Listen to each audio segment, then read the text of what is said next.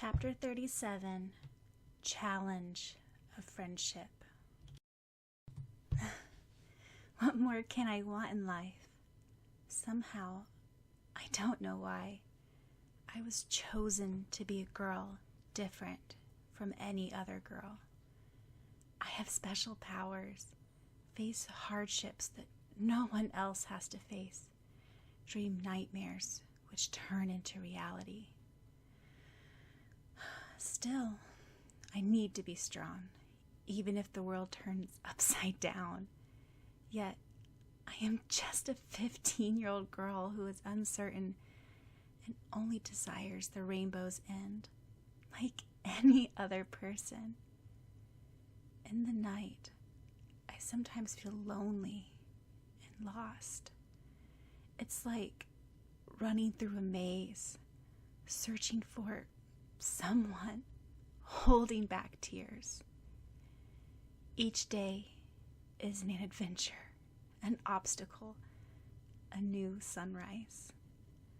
Still, even if I am not perfect, I will always strive, because I am Kinomoto Sakura, mistress of the Sakura cards, and a card captor in the new era of the chosen ones.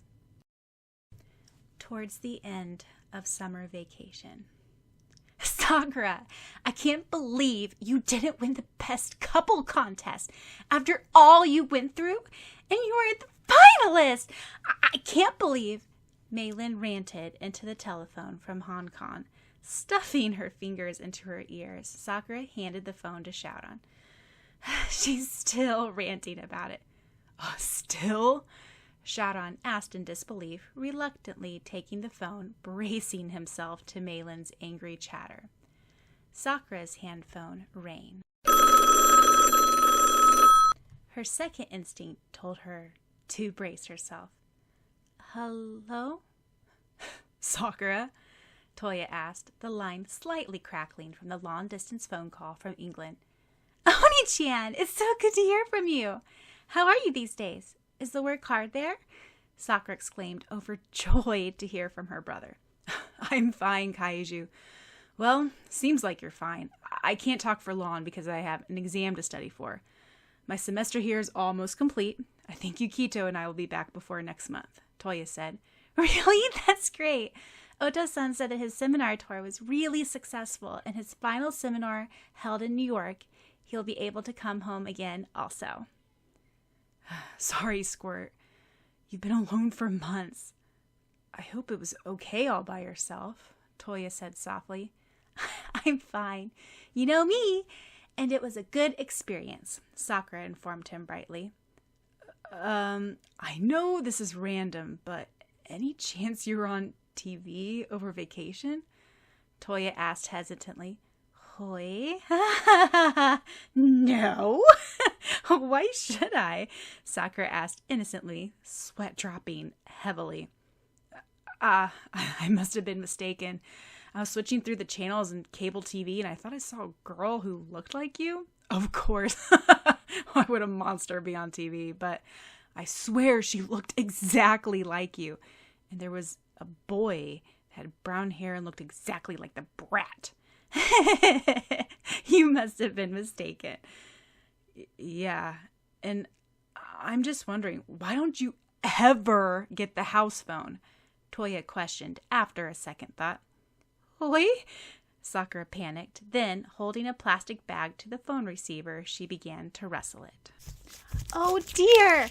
I think the phone's connection's bad. There's static. I can't hear you anymore.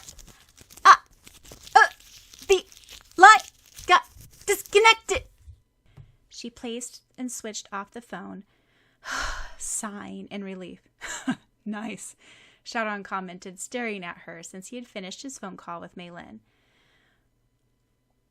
Well, she can't exactly tell him, sorry, I didn't get the phone because I'm staying over at the apartment of the person you hate the most because of some complicated affairs involving the Dark Ones and our ancestors. Can I? Kiro-chan protested in Sakura's defense. No, I guess not. Sharon dropped his head. Summer vacation had flown by quickly, and now there were only 2 days left before school started again. Ever since they returned to Tomeda from the seaside town of Cusco, days passed by smoothly, with the greatest obstacles being finishing the summer assignments. You better start on summer homework. Instead of sitting around and watching TV and reading mangas the whole vacation, you're wasting Saturday morning, Sharon commented to Sakura, who sat on the floor with a bowl of ripe, juicy crimson cherries and a volume of Fushigi Yugi manga in her hand. Tossing the cherry stem into another bowl, Sakura commented, "You're beginning to sound like Oni-chan, and you didn't start your homework either." "I can finish it easily in one day. You can't," Sharon replied in what Sakura would call a smug tone. In return, the puppy, which originally had been the wolf card, jumped onto Sharon and barked at him. "Arf, arf, arf." "Ugh," Sharon groaned. "I'll help you with your homework again," Kiro-chan suggested, emerging from the refrigerator with the last slice of Sharon's special homemade chocolate cake. "No, thank you," Sakura replied politely. The last time she had trusted Kiro with her math problems, she found out that Kiro knew less about math than herself. A lot less. The difference from before and after the summer vacation was the addition of 2 new members to the Lee apartment. First was Kiro-chan, back from the England trip, more likely sent back because of his uselessness. Technically, he was to watch over Tanaka Miho, who had come back to Japan for the first time since her house burned down, and Mizuki Kaho took her to England. However, Miho was staying over at Tomeo's big house until Iro returned to Japan. The second new member was the new puppy, which Sakura often lapsed into calling Wolfie-chan, or worse, Shao-chan. Sharon, on good days, would call the puppy Eagle or Vega, its given name, named after his former dog. But usually he stuck to calling the puppy It or the dog. Though technically Wolfie-chan was a card, it grew so used to being around all the time that everyone forgot it was indeed a Sakura card and not a real dog. "I remember Toya, Oni-chan, and the Snow Bunny, Yukito, used to help you with your summer homework," Kiro-chan said, hovering over the manga Sakura was reading. Over the summer, he had found a new hobby of reading shoujo manga due to the fact that Shaoran didn't have any video games in his house. "Yukito-san?" Shaoran asked, ears perking. He furrowed his eyebrows together. He blurted out, "If you need help with the math problems, you can ask me. I'll help." "Huh? Thanks," Sakura grinned. "I'll help you with the Japanese stuff, if you need it. Hey, do you want to start on it now? We can start on homework early for a change." On a side note, Kiro-chan mumbled, "If you call 2 days before school starts early." "What's with the telephone today?" Sakura asked, rolling over to reach for the house phone. "Hello? Is Lee Shaoran there?" came a girl's voice. A voice Sakura had grown very wary of. "Erika? No, wrong number!" Sakura slammed the phone down. She had almost been caught answering Shaoran's phone for the second time. If Erika, the biggest blabbermouth, found out, it would be all over school in no time, and her reputation would be ruined. The phone rang a second time. She handed it to Shaoran. "You get it." "Hello? Lee Shaoran speaking," Shaoran said, picking up the phone. "Shaoran, it's me, Erika." "Strange. I swear I called the same number a moment ago, and a strange girl answered it." "This isn't the first time either." "Yeah, it's strange," Shaoran replied. "Wait, how do you know my phone number anyway?" "You told me, remember? Last winter," Erika told him. "Anyway, I called up some other people in Starcrossed, and we all agreed that we should meet up and have another practice before school starts again. After all, the production date is coming up, and the teachers expect us to be near perfect. We want to hold it at your house." "What?" Sharon exclaimed, glancing sideways at Sakura. I don't think that's a good idea. Can't we hold it somewhere else?" "No, we held it at my house, Tomeo's house before, and Aki's house before. Sakura is not answering the phone, so it has to be your house," Erika stated. But... "Okay, Aaron, me, Tomeo, Takashi, Aki will all be over at your apartment at 11, okay? It's 10 right now." Without further ado, Erika hung up the phone. "What?" Groaning, Sharon informed Sakura. They're coming all over in 1 hour for musical practice." Whee! Sakura stared around the apartment in horror. It was a mess. Her stuff, girl stuff, lay around everywhere. From her sandals by the doorway, Japanese teen magazines scattered on the kitchen table, shoujo manga on the floor, teen flick videos stacked up next to the VCR, stuffed dolls and the remnants of sewing kits, her clothes hanging on the chairs, not to mention Kiro-chan and Woofy-chan running about everywhere. "We have to get rid of all your stuff in 1 hour and clean up the house and make it look like only I live here," Sharon stated, crossing his arms. "We will not have anyone suspect that you're living with me. Not with the biggest blabbermouths, Aki and Erika, coming over." "Come on, we're going to Sharon's house," Erika whined, trying to drag Aaron out of bed. "Go," Aaron mumbled, turning over on his bed. "Stop bothering me." "It's a practice for the musical. All the main characters are meeting up. Oni-chan, wake up, please," Erika begged, blinking with round eyes. She walked up to the window and drew the curtains, letting the sunshine pour into the dark room. Unlike one would expect, Jane Aron's room was quite simple and toned down, probably the plainest in the house. Erika fingered the mahogany wood desk by the wall, in which Aaron rarely studied in. There were many nifty things kept in the drawers, however. Tentatively, she opened the top drawer. When Aaron and Erika had come to the neighborhood a little less than a year ago, one of the first dark forces they had called upon was the veil. It was used to keep them protected from Sakura and Sharon's knowledge. To keep them, a strand of hair from each of them was used as a focus. It's not here," she exclaimed. "What's not there?" Aaron mumbled. "The veil," Erika replied, frantically searching in the drawers. "What are we supposed to do? We're not supposed to let the dark force out. What if Sharon and Sakura find out about us?" Laughing, she shrugged. "Well, Sakura-chan is so dense, I'm sure she won't have a problem. But those two are smarter than what you think they are," Aaron mumbled softly, as if remembering the conversation he had overheard at the sea trip. "What?" Erika bent over. "Never mind." "Well, if you don't have anything sensible to say, get out of bed," Erika said, hands on hips. "Oh, fine." Aaron rolled out of bed, grumbling. He stared at the mirror. Great. For the first time, he could admit he wasn't looking his best. Ever since that incident at the beachside, when his power backfired on him, he had been considerably weaker and unmotivated.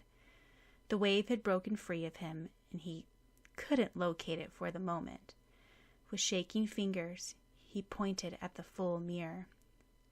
After a moment of hesitation, the glass trembled and shattered into pieces. Carefully, he stepped back to avoid being cut. "You're in a destructive mood today," Erika commented. "Not particularly," Aaron replied, reflecting back to the dozens of wine glasses he had broken in the past. Their housekeeper had given up in despair. "Who's coming again?" "Let's see. Aki, Tomeo. Oh, and I think Miho's coming too because she wants to watch." Tanaka Miho, Eron murmured, stroking his chin. Daughter of Mizuki Miyara. Some fire came back into his luminous, gold-flecked eyes, and his lips curved into a smile for the first time in days. Emerging from her closet with a pile of clothes, Erika commented, Do you think I should wear the white skirt or this blue one? Eron replied, Well, I look good in everything, and you're my twin, so anything will do. Full of narcissism, aren't you? Well, good to see you motivated again, Erika said, half in relief. It ruined her mood when Eron was in a bad temper. Of course. Was I ever unmotivated? Then Eron snapped his fingers, and the broken glass fit back into place, and the mirror was good as new. Grinning at his reflection, he replied, I'm back to normal. Meanwhile, Sakura and Sharon frantically ran around the house, trying to put things in order. Wolfie-chan was not helping, running all over the place. Kiro-chan's idea of helping was flying around, shouting ridiculous things like, You forgot Sakura's cheerleading pom-poms. No, the magazine's on the floor. Ooh, the laundry basket. Wait, you dropped Sakura's manga. Ooh, it's Peach Girl. Oh, Kairi's cool, man. What should I do with your stuff? Sharon asked, holding an armful of Sakura's various utensils. Just dump it into my room, and remember to lock the door when the others come, Sakura replied, running back from the shoe cabinet, removing all her shoes and throwing them into her room without a second thought. Wait, I forgot the bathroom. Oh no, they're here! Sakura, Sharon, and Kiro-chan exclaimed in unison. Quick, Kiro-chan, go into my room and don't come out. Don't make a sound. But, Kiro-chan protested. Here! Sakura handed him a handful of snacks. Now go in! We're coming in, came a voice from outside.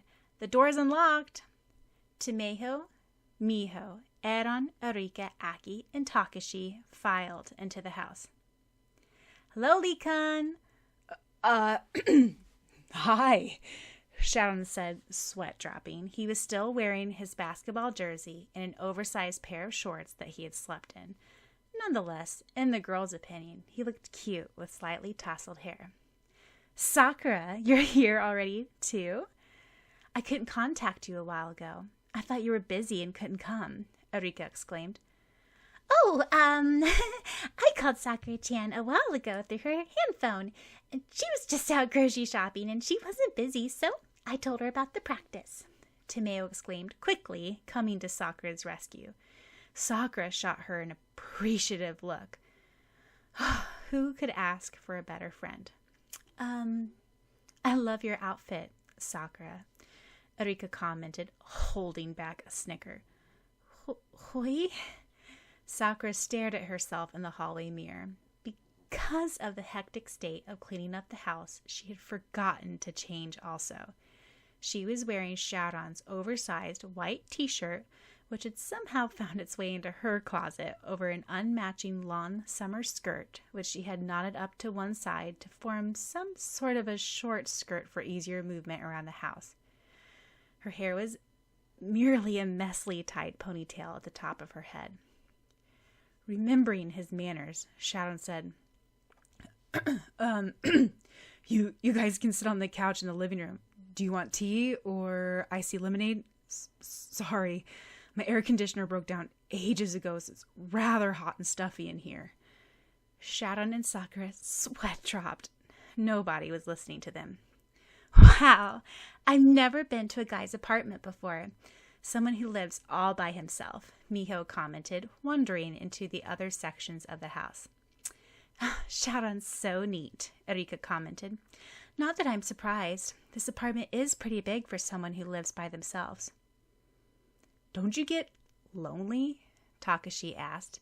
Sniffing the house, Aki commented, It smells nice here, like a girl's perfume. Everyone eyed Sharon suspiciously at this. It's just a new air freshener I used, Sharon exclaimed. He glared at Sakura sideways. Yesterday, she had smashed a bottle of perfume on the living room floor, and the smell still hadn't faded away. Arf! Arf! Wolfie-chan jumped up from underneath the couch onto Sharon's lap. Oh, you have a dog? Miho asked, squealing. Oh, how adorable. Sharon was about to retort that it was Sakura's, but he caught himself in time. I have a dog. Yes, I have a dog. I thought you hated dogs. Eran commented dryly. No, I absolutely adore dogs, Sharon said, forcing a smile and petting the puppy. Eagle is a great pet. The puppy snapped at his fingers with its teeth. It looks awfully like Sakura's Wolfie-chan, Miho commented. And you hated Wolfie-chan. What are you talking about? Look at Eagle's eyes, nose, ears, color. It's all different. Sharon protested. It's the same, everyone replied. Why don't we start practice? Sakura suggested before Sharon was completely cornered. I have to go to the bathroom, Miho stated. You're not even in the production, Erika remarked. Why are you here anyway? I want to watch. I've never been in a school production before. I think it's awfully interesting. Romeo and Juliet. How romantic. Miho sighed. Then she headed off towards the bathroom. Wait, not that room, Sharon exclaimed as Miho tried to open Sakura's closed room door. Why? Miho peered over Sharon's shoulders as he tried to block the room. The bathroom's over there. I know, but why can't I go in there? Miho insisted. Is that room special? You really don't want to go in there, Sharon said. It's a mess. It's just a storage room. Unconvinced, Miho headed to the bathroom. After 15 minutes, she came out. You know, there's 2 of everything in the bathroom. 2 toothbrushes, 2 toothpaste, 2 brushes. Oops! Oh no, because things were so chaotic, Sakura had forgotten to clean the bathroom. She couldn't meet Sharon's eyes. I just like to keep an extra thing handy, Sharon replied calmly, sipping his tea. There's a hairdryer and curling iron also. Are they yours? Miho continued. Why, yes, Sharon replied forcedly. For my hair? Oh, that's why you have such nice glossy hair, Erika concluded. But I didn't know you used peaches and cream bubble bath, Sharon, Miho continued. Sharon sputtered out the green tea that he had been drinking. Gaining composure, he said, it's good for your skin, I heard, and it smells really nice, Sharon said. What had he just said right now? Yes, that's what Sakura had told him when he complained about the fruity smell in the bathroom. But now his image was completely ruined. Tomeo laughed. I recorded your words on video camera. What a scream, Aki commented. I'll make sure to put that in the school newspaper. Lee-san's beauty advice. Peaches and cream bubble bath is good for your skin and smells real nice. Slamming the teacup down on the table, Sharon announced, Let's get to work. Hey, look. Why are there girls' clothes in the laundry basket? Aki asked as he sauntered over to the corner. I told you to check the laundry basket, Sakura hissed through her teeth. There are? Sharon asked, trying to sound surprised. He racked his brains for another excuse. Let's see, that manga that Sakura had been reading, there was a crossdresser in it. Nuriko. No way. He would never say he was a crossdresser. Oh, how humiliating. Not only that, but there's girls underclothes, too. Aki added, peering into the basket. He whistled, "Leekun, I never knew." Shut up. My neighbor's laundry machine broke down, so she asked if I could do some laundry for her while it got fixed, Sharon said in a final tone, ending the conversation before Takashi could come up with one of his wild stories again. Aww, Aki and Takashi both seemed disappointed at the boring explanation. "I'm hungry," Miho stated.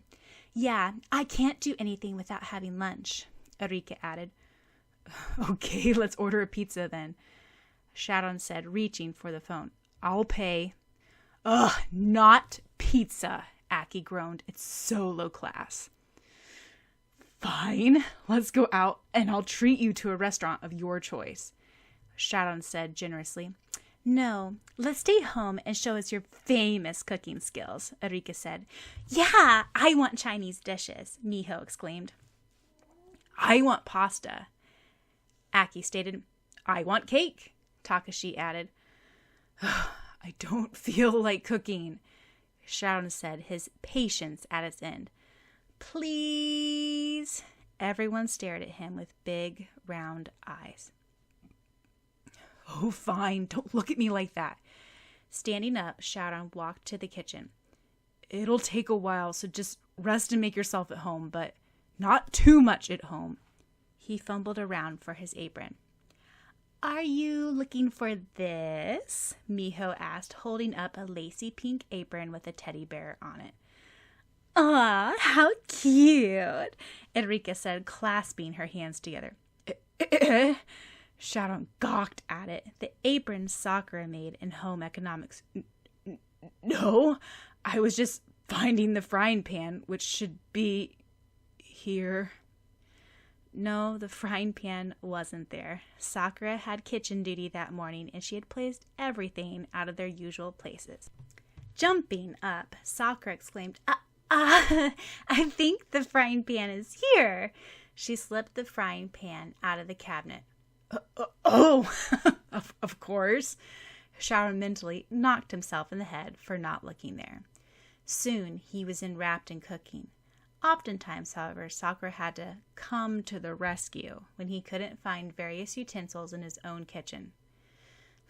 "Sakura knows your kitchen better than yourself," Erika commented.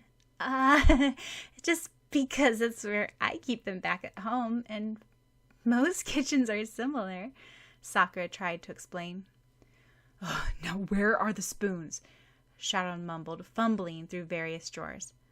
"The third drawer," Sakura told him. I think that's where I keep them at home." "Found it." Sharon was busy checking various steamy pots and dishes. "Drat, we're out of eggs," Sharon said, sticking his head into the refrigerator. "Comes from baking so many cakes for a stuffed animal." "I got eggs yesterday. They're way in the top," Sakura pointed out before she thought about it and saw the strange glances everyone was giving at each other. "Oh yeah, thanks," Sharon said, retrieving the eggs and not noticing the slip. "Sakura, where'd you put the extra dishes?" Sharon asked as he busily stir-fried beef and vegetables in a huge frying pan. "How should I know?" Sakura asked, trying to warn Sharon with eye signals. He was too busy cooking. "You did the dishes last night." Sharon finally caught on. Oh yeah. How can you know? Stupid of me to ask. Sniffing the air, Aki commented, I smell something burning." Sharon, you forgot the cake!" Sakura exclaimed, running up to the oven and turning it off. With a cooking glove, she opened the smoking oven and took out a cake. "Thank goodness, it's just browned a little bit and still edible." "Do they seem like a married couple?" Miho commented. "They do, don't they?" Tomeo asked. She alone knew the secret was enjoying the comedy immensely. "Shut up!" Sharon and Sakura said together. Finally, lunch was ready and everyone was amazed by the steaming dishes set on the table. ranging from scrumptious beef and crispy vegetable stir-fry, seafood chow mein with savory noodles, little dumplings, steaming crab meat soup, fried rice, fettuccine alla carbonara, pasta, and Aki's request, and a moist, light pound cake for dessert, Takashi's request. Strange combination, but everything was delicious. "Ah, you're amazing, Sharon," Erika exclaimed after they'd all eaten everything up to the last scrap. "You know, you seem to really enjoy cooking, though," Sakura commented. I do," Sharon replied. "I rarely had spare time, but the times I did, I liked watching Wei, our house butler, cook. My mother used to tell me how my father used to be a master at cooking Chinese dishes, and no one could produce the same unique taste as him. Ever since then, when I did have spare time, I tried to learn from Wei, and cooking just became one of my hobbies." "I think guys who are good at cooking are just so romantic," Erika sighed. "Maybe because you can't cook for yourself, so your future husband will have to do all the cooking," Aaron said dryly. Overall, they didn't do much practicing for the musical at all, even after lunch. "I'm dead. I don't know a single line," Aki groaned, staring at his script. "I haven't even read the script until the end," Erika stated. "It doesn't matter, though. My character, Rosaline, comes out in the first few acts more frequently." "The teacher told us to have everything memorized when school starts again," Takashi sighed. "Romeo and Juliet have the most lines to memorize, though. How are things coming?" Sakura stammered, "Just so-so." Actually, though, she tried to sound nonchalant. She slaved for hours memorizing her lines and comprehending her part. She knew that the only way she made the re-auditions for Juliet was through her endless determination and effort, and she had to keep it up to meet up with everyone's standards, and especially not disappoint herself. It was the same for Sharon, though. She did not know. This was the first time since elementary that he had participated in such a thing. That's strange," Miho commented. "The script is really weird. It's more different from Shakespeare's Romeo and Juliet than I expected." "Really?" Sakura asked. "I didn't notice a difference." The others agreed. "Have you guys ever read Shakespeare?" Miho asked. They all shook their heads, except Tomeo. "I read only parts of it," Sakura replied. "Well, I know what I'm talking about since we studied Shakespeare back when I was in England, and the whole play is weird, and the ending is weird too," Miho stated. "Completely different from the Shakespeare's version." "That's on purpose, I think. Star-Crossed is an adaptation of Shakespeare's tragedy, Romeo and Juliet," Tomeo said. "And it was actually written by students from our school years ago." "Really?" they exclaimed. "Who?" "Oh, I meant to say this before, but I never got the chance. I did some background research and I found out it was written years ago by Mizuki Miura, your mother, Miho, when she was a student, with the help of Tanaka-san, your father," Tomeo said. Miho was startled. Tomeo continued. "And the music scores to the musical was written by Lee Ryuren and Amiya Nadesco." "What?" Her mother and Sharon's father wrote the music to the musical? Sakura stared at the music scores fondly. There had been something haunting about the songs. "It was a major masterpiece, and the 4 creators of this musical were awarded many honors. It is one of the school's goals to be able to produce it someday. However, years passed, and there was little motivation and potential shown from the student body. And years passed, and the legend was gradually forgotten. Last winter, I was searching through my house attic, and I found the musical script and scores. And I brought it to the music teacher, who thought it was a good idea and saw plenty of skill and potential from the students. So we're going to produce now the best production ever in the town of Tomata," Tomeo stated. "Hey, what's this?" Aki asked, holding up a baton. He was the only one who had not been interested in the story. "Isn't that a cheerleading baton?" Erika asked. "What's that doing in Sharon's house?" Sakura's face flamed red. "No, of course it's not a cheerleading baton," Sharon stated. It's a staff used for martial arts. See?" He did a series of complex staff moves using the ridiculous cheerleading baton, and everyone clapped at the end. "Wow, Sharon's room is so neat and tidy," Miho exclaimed from the other side of the house. "Hey, what's that funny thing on the wall?" "Are girls this nosy?" Sharon mumbled, quickly dropping the baton and running to his room. The funny thing was the embroidery of the wolf that Sakura had made for him for Christmas, and the Dark Ones had stolen it to create the dark force, the wolf. After the wolf had been sealed into a card, the embroidery returned to its original state, except that it was torn, dirtied, and ripped in several places. The day after they returned from the best couple contest and the beach, Sakura had found Sharon intently sewing something. "What are you doing?" she asked. Quickly, he jumped, hiding something behind his back. Slyly, she slipped it out of his hands. It touched her to find that it was the wolf embroidery that she had made him for Christmas. It had been practically ruined during the battle with the wolf, but Sharon had washed it clean of mud and dirt and patiently tried to mend the tears.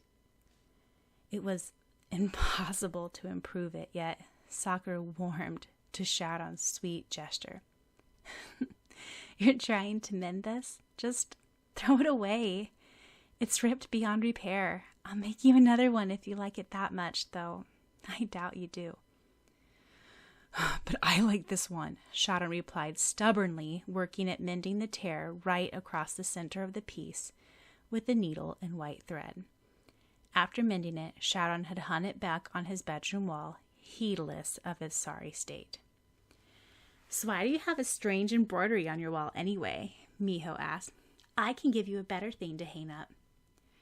"No, thank you. That embroidery is special. I don't know how to put it, but it gives me a sense of protection," Sharon said. "Is it because Sakura-chan made it for you?" Tomeo asked, blinking her violet eyes innocently. "You know it's already evening. You guys should be going home by now," Sharon stated abruptly, practically kicking everyone out of the house. "Hope you had a good time. Come visit again." Secretly, he hoped none of them would return. After slamming the door shut after them, Sharon plopped down on the couch, sighing and relieved. Sakura had already toppled flat back on the floor. The next day. "Finished!" Sakura exclaimed, setting down her pencil. She had finished the last journal entry and finished all her summer homework at exactly 10 p.m. Sunday evening. "School's tomorrow. Too bad vacation ended so quickly." "Well, at least we had a pretty exciting summer," Sharon replied. Switching on the TV, Sakura sighed ruefully. Then she frowned, turning up the volume. "Now, why is Kaido Magician on the news again? I hope he's not getting into any more trouble." The news reporter said, "Over the last few weeks, the police have received several reports that the notorious thief Kaito Magician has returned the items that he has stolen in the past year to their respective owners. Earlier this summer, Kinomoto Fujinto of the Great Hoshi Enterprise had filed a high charge against this thief for stealing a priceless heirloom, the Mirror of Truth. Mysteriously, Kinomoto-san has dropped the charges a few weeks ago. However, Kaido Magician has still not returned the Mirror of Truth, nor the sapphire ring which had been stolen from the famous artist Shin-san in New York, despite the fact that he returned all other items. We are yet confused as to why this world top 20 wanted thief has returned all other priceless items he has stolen, including diamond necklaces, ruby earrings, expensive paintings, and sapphire rings. One thing for sure is that this is a thief who surpasses the skills and knowledge of the whole Tokyo police force and lives up his name as a mysterious thief who conjured out the darkness like a magician. Maybe he turned over a new leaf, Kiro-chan commented. You wish, Shadon replied dryly. Kaido Magician is a thief, and always will remain a thief. Let's sleep early. We have school tomorrow, Sakura said in a motherly way. You too, Kiro-chan. Starting from tomorrow, you're going on a diet. Aw, it's only past 10, though, Kiro-chan protested. See, look at Wolfie-chan. He's already asleep, Sakura stated, pointing at the puppy who had cuddled on a mat and fallen asleep. I'm really starting to hate that puppy thing, Kiro muttered. You too? Shadon asked, holding out his hand. Hey, friend, we finally agree on something. Hoi! First day of school and I'm gonna be late! Sakura shrieked, running around the house frantically in search of her school uniform, collecting her bag and summer homework, and trying to find the other side of her knee socks. Ugh, another typical day, Kiro-chan murmured sleepily, wakened by Sakura's shriek. Meanwhile, Shadon calmly flipped hotcakes in the kitchen. He was fully dressed in his uniform, his crisp white shirt neatly buttoned with the top two loose, and his pants freshly ironed. Here, have breakfast. Hotcakes, your favorite. What are you talking about? We're late for the first day of the school back from summer vacation, Sakura said, unable to resist taking a bite of the hot cake, drizzling with syrup and melting in her mouth. Oh, I set the clock back 30 minutes early so that we wouldn't be late for school. What? Sakura dropped all her things at once, groaning. I don't know whether to be relieved or angry at you. Well, I can have breakfast for a change. Sakura-chan, how'd you spend your summer? Nako greeted as they met at the school gates. I saw you on TV over summer. Everyone else too. It was so cool. Soon, Sakura and her friends fell into girls' gossip, exchanging summer vacation stories and catching up on all the news. I think there's a new student, Nako continued, as she was always the first one to find out. Really? Rika asked. Mm-hmm. He seemed like some kind of a gangster guy or something, Nako added, trembling not from fear but thrill. Ooh, straight out of the movies. You always like to exaggerate, Sakura laughed. Then she noticed that there was silence in the hallways, which was highly unusual, and everyone's head turned towards the other direction. Slowly, Sakura turned her head, following the direction of everyone's gaze. A pair of black shoes could be seen. The lean person walked slowly, almost sauntered down the hall towards class 3-2. He wasn't dressed in a school uniform. Instead, he was dressed in black from head to toe. On his head, he had plucked a black baseball cap, making his face hard to see. Some of the younger students cowered and bowed their heads. Many girls, however, swooned. They had ridiculous notions about tough guys being romantic. Oh no, Shadon uttered. Why, it's Sakura, isn't it? Sakura-chan! The person called, waving his hand ridiculously, breaking his intimidating image. Wow! You guys are in class 3-2 also? Cool! I'm in the same class as you. Kaido Magician? Sakura stated in disbelief. Shh! That's my alias. Now call me... wait a second. Kaido Magician, not in his mysterious thief mode, but in his carefree teenage boy mode, fumbled in his bag for his student ID card. Oh, call me Mizuki Kai from now on. Mizuki's my surname and Kai's my given name. Mizuki Kai, Shadon asked, raising an eyebrow. Sakura dragged him and Kaido Magician into a quiet corner. I like the new name, don't you?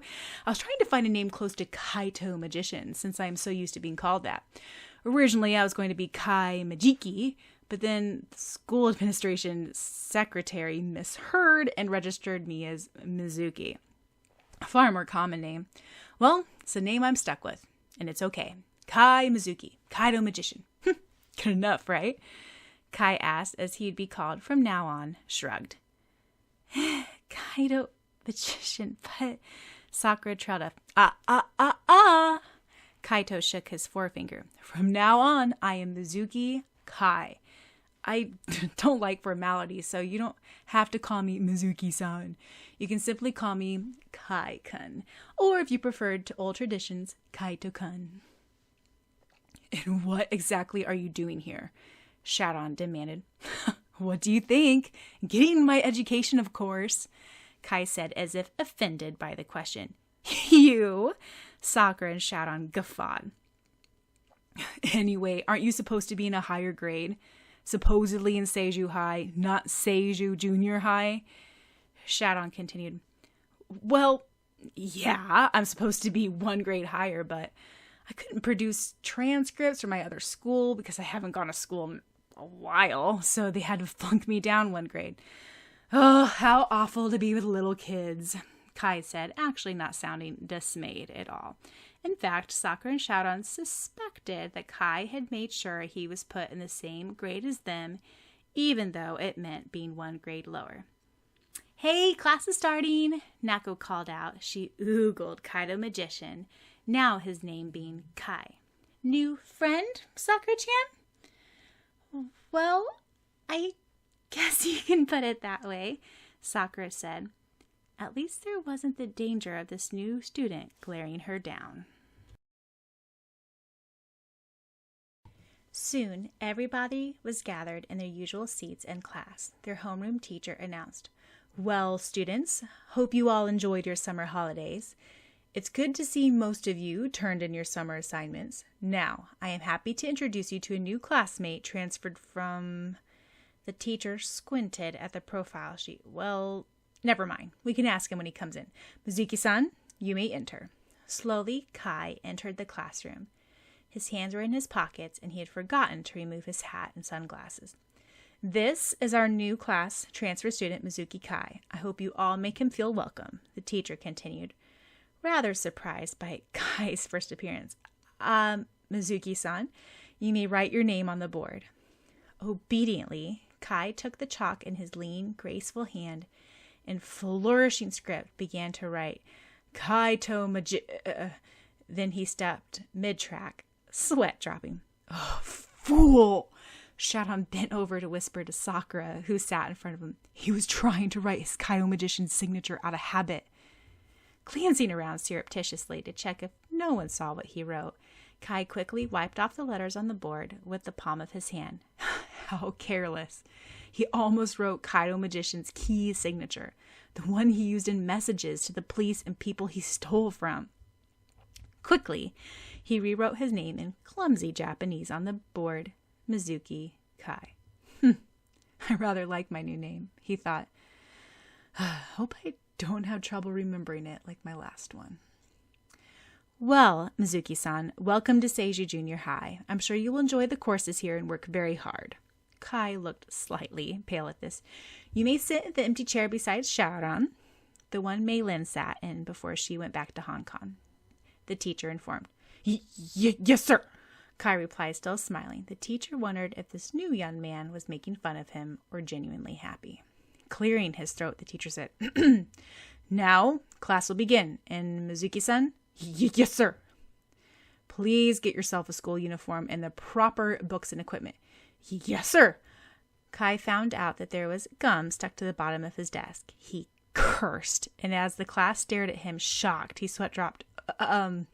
My bad. Now that he was going to school again, he better watch out for his naughty mouth and try to adapt to these little junior high student ways. I can't believe it. I just can't. Sharon stated that evening, slamming down his pencil onto the table. It was Sakura and his daily routine to go to school in the morning, meet up together after their sports activities and sometimes after school rehearsals, return home, sometimes buy groceries, take turns to cook dinner and clean up, and finally sit down together in the living room and do their homework. That is when there wasn't a dark force lurking around. What? Sakura asked, busily sewing a flowery dress for home economics. Sharon didn't have a sewing machine, so she had to do it by hand. Now, what is Kaido Magician doing here in Tomeda? Not to mention going to our school, our grade. There must be a reason. He must be plotting something, Sharon concluded. Shrugging, Sakura said, or maybe his intent is pure and he just wants to live out a normal life. You think everyone's good, Kiro-chan muttered, munching on a bag of chips. Not really, but I think one can't just help trusting Kaido Magician, Sakura replied. That's what scares me more, Sharon said. He tried to focus back to his essay, then demanded, now who is playing music so loudly this time of night? Heavy J-rock music vibrated through the apartment walls. Sounds like it's coming from next door. I'll go ask him to turn the volume down, Sakura suggested, standing up. I don't have any neighbors, as far as I know, Sharon said. He stood up too, walking out into the hallway. The music was even louder. It's coming from next door, Sakura said, staring at the door. Hesitantly, she rang the doorbell. No one answered. She rang it several times. Then she began banging on the door. The door automatically opened, and Sakura toppled over right inside. Wah! Wah! Intruder! Intruder! A white parrot squawked, fluttering over Sakura's head. Now where have I seen this bird before? Sharon asked, holding the parrot still by its tail.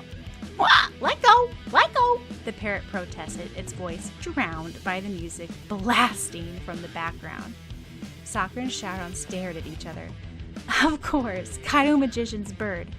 Ha! Good to see you two, came a familiar voice. An elegantly shaped chair turned around to face the door. Kai sat in it. With a silver remote control made to fit in his hand, he pressed a button on it and the door closed behind them. What are you doing here? Sakura asked. What? I can't hear you, Kai shouted over the music. Turn down the volume, Sakura shouted back. Oh! He pressed another button on his remote control and the volume decreased slightly. Then he grinned. I guess you have many questions and accusations. Before jumping into any conclusions, I'll explain. First of all, yes, I am living here. This is my home from now on. Here, in this apartment, Sakura squeaked. Our next door neighbor. Uh-huh. And it makes sense for your next door neighbors to be good friends. Great, Sharon muttered. I'm living next to a thief. Not just a thief, a world top 20 most wanted criminal. Which brings me to my second point, Kai stated. I'm here of pure intent. I have reformed. Basically, I quit my occupation as a thief, the mysterious Kaito magician. He no longer exists. As far as I'm concerned, I want to continue on as a normal teen student and live out the rest of my adolescent years normally. Sakura and Sharon stared at each other sideways, smothering a smile. It just didn't sound right coming from Kaido Magician. How can we believe you? Kiro-chan demanded. Kiro-chan, I told you not to come out, Sakura scolded. It's all right. It's not like we're strangers or anything, Kai shrugged. And I understand you're suspicious of me. But watch me, and you will have no reason to be wary. Plus, I have to return these. From his pocket, he drew out two objects and handed it to them. It was the diamond necklace and the sapphire ring. 2 of the great 5 treasures. See, I promised I would return it, Kai said proudly. Thanks, Sakura said, slipping Sharon's Christmas present around her neck, her favorite necklace. She thought she'd never see it again. What'd you do with these anyway? Sharon asked, cautiously examining the ring to ensure it wasn't fake. My own things, Kai replied. Gosh, I'm hungry. Haven't had dinner yet. Do you guys have some food? Actually, I'm kind of hungry again, Sakura admitted. It was past midnight and she had dinner at 6. Kai pressed another button on his slender remote control and the pot on the oven in the kitchen began boiling. I'm hot. He pressed a blue button and immediately cool air conditioning flowed into the room. Hey, do you guys watch TV? Gosh, it's been ages since I watched. A large screen on the wall turned on with a flick of his remote control. Cool, I'm on TV, he said. Look, I've been removed from the world top 20 most wanted thieves list. I'm only on the top 100 now. Well, I haven't stolen anything for months now since that bastard Kinomoto... excuse me, Sakura. Forgot he was your grandfather.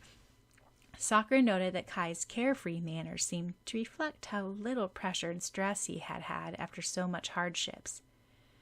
She was genuinely glad to see how Kai seemed, well, almost normal. She examined the boiling pot and wrinkled her nose.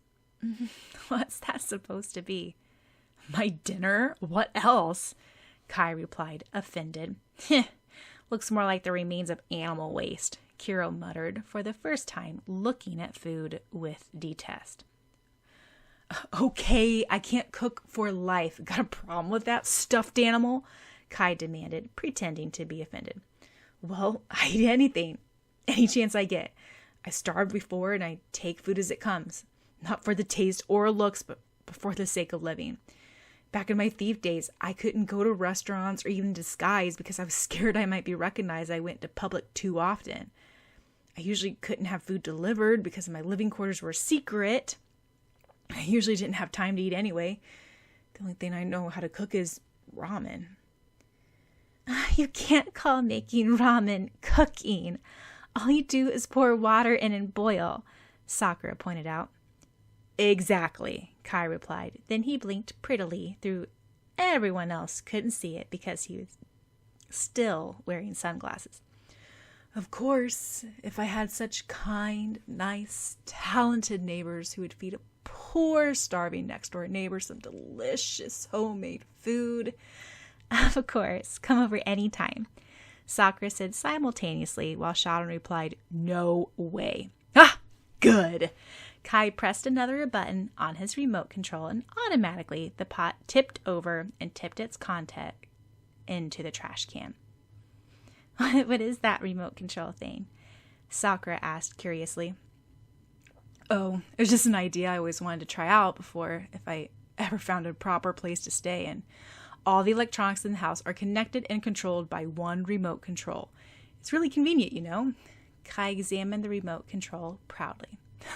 Several companies want to buy my patent design for quite a lot of money, but I didn't sell it to them. It's not like they'll be able to reproduce it, even if I do give them design, layout, and the program. Seems like laziness to me, Sharon muttered. I want that remote control, Kiro-chan stated. Well, I'm tired. We should go to sleep early since we have school tomorrow, Kai stated. I didn't finish the interior design on my bedroom yet. I'll just sleep here. The back of his chair sank 180 degrees and Kai lay down comfortably. From a shelf, his parrot carried a light blanket in its beak and gently covered Kai with it. Fondly, Kai patted his pet. Wah! Good night, master. Bonne nuit! The parrot squawked, settling his head onto his chair/bed. Next, Kai pressed his remote control 3 more times, and his personalized computer, designed by himself, turned off along with the TV screen. Finally, the lights turned off except on the lamp in the corner shaped like a dolphin and made out of platinum with sapphire eyes. However, he left the music on. You know, Kai seems pretty talented enough. If he wanted to be rich, I think he had other options rather than stealing. wonder why he became a thief, Sakura murmured, heading towards the door to return next door to their house. I say we give him a chance and trust him. She turned pale as she tried the doorknob. Hey, we're locked in. Shoot, Kai and his stupid remote control program. Shaolin said, wake up, let us out. Wah, shut up, can't you see Master sleeping? The parrot asked. I never liked that stupid featherball, Shaolin muttered. That parrot makes the puppy look like a noble beast in comparison. The question I wanted to ask Kai was, why? Why did he change all of a sudden? Sakura murmured. The next day. Why do we have to wake him up also? Shaolin demanded. 'Cause we live in the same apartment and he's our next door neighbor, Sakura replied. Funny enough, Kai's door was unlocked from the outside and they barged in. Wake up! Surprisingly, Kai was wide awake and stood in front of his mirror, carefully spiking each strand of his hair with gel. He had highlight streaks of his hair, a light golden color. Do you like this color? I was trying to dye it electric blue because I thought it would be interesting, but I like this color better. I usually didn't dye my hair a light color because it stands out too much in the dark. Forgetting to be amused by the fact that Kai had actually put together pieces of the Seiju Junior High uniform, Sakura stated, Hurry, we're going to be late. She literally dragged him out of the apartment. Oh, how are we going to get to school by 8? Sakura panicked, checking her watch. Oh, now where did Kaito-kun go again?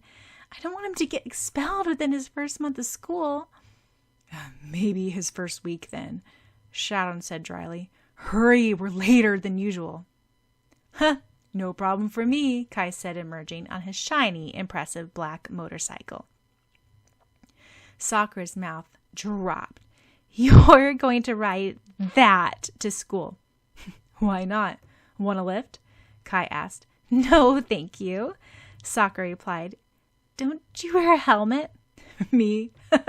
Of course not, Kai replied. Then he zoomed off, leaving Sakura and Shaolin baffled.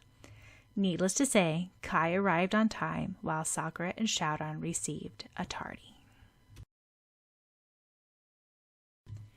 Having Mizuki Kai in class was certainly interesting and amusing. Sakura still failed to think of him as Mizuki Kai, mainly because she knew so many other Mizukis, and she usually stuck to her old nickname, Kaito-kun, which raised much confusion among the classmates. Why do you call Mizuki-san Kaito-kun? Nako asked. Mysterious thief-kun. That's weird. Inside joke, Kai explained, sweat dropping. Most girls, even the quietest, shyest ones, found Kai fascinating, and Kai stuck conversations easily, but most of them still felt a little awe for Kai, especially the younger students. By this time, the students were clearly split. Either they hated Kai, especially some of the school bullies, or they really liked him and admired him. The division was quite distinct. Kai and Shaolin constantly argued, but Sakura knew that Shaolin liked Kai better than either Eran or Iro. She could identify the difference between friends who fight a lot and cool hostility and distance. The best place to punch someone is in their stomach, Shaolin stated. No, it's the face, Kai retorted. Here, I'll demonstrate. Those two often were involved in fights, though not too serious since they both were skilled in defending themselves. Okay, I'm wrong. Truce! Kai would complain, groaning and clutching his stomach after becoming a victim of Shaoran's lightning punch. Class is starting, their prim math teacher stated one day during the first week of school back from summer break. Readjusting her glasses, she stared at Kai with disdain. Mizuki-san, why aren't you wearing the school uniform? I am wearing it, Kai retorted. He stood up and spun around. His usual coat of black was broken since he actually wore the white shirt of the Seiju Junior High uniform. However, he wore it unbuttoned, like a flannel, and underneath he had a black t-shirt. The uniform pants were black anyway, but he wore his slightly baggier than most boys. His necktie was nowhere to be seen. I don't call simply draping the school shirt wearing the uniform, the teacher said prissily. Button up your shirt at once. Grumpily, Kai buttoned up a part of the uniform shirt, still leaving the top ones unbuttoned. And your posture is awful. Stand up straight. You're going to get a crooked spine, the teacher stated. Yes, ma'am. Kai stood up and straight like a military school student. The class snickered. Where, may I ask, is your necktie? The teacher continued. That thing? Kai ejaculated as if offended. At home. I used it to gag Kuro-chan because he talked too much. Well, next time, wear it, the teacher said through gritted teeth. If I can find it, Kai replied doubtfully, and if I know how to tie it. That was bad enough, but then it also happened that he had highlighted his hair a lighter, brighter color than anyone in class, including Aki, and wore it spiked in a striking way. When he stared at someone over the bridge of his sunglasses, which he wore every day, with a few strands of extra bleached hair falling over his forehead, he made an imposing figure. It looked as if he stepped straight out of some city alley, and even the teachers felt slightly cautious around him. That day, to annoy the teacher more, Kai had worn 3 earrings in his left ear and 2 in his right. First set of earrings was the daredevil silver fane ones, his personal favorite. The second set were small hoops, and the third one in his left ear was a shiny periwinkle-colored stud. What kind of male student wears earrings? The teacher scolded. Remove them at once. And your hair! Disgraceful! Do you think you're some kind of J-pop idol that comes on TV for girls to swoon over? No, I'm 10 times more famous than Japanese idols, Kai muttered under his breath. And why, may I ask, Mizuki-san, are you wearing sunglasses indoors? Take them off. It's against dress code. Innocently, he said, But I can't see without them. You see, they have prescription in them, and I'll be blind as a bat without them. Then get clear lenses, not black ones, the teacher replied stiffly. Compared to the usual pitch black sunglasses he wore, Kai was wearing lighter colored lenses than usual, though. Putting on a tragic face, Kai said, I don't eat well at home. I don't think I can afford new glasses, ma'am. What a good actor, Tomeo murmured. It was an acceptable fact that thieves had plenty of money to spare. Then sell your expensive-looking locket, maybe, the teacher replied, unmoved.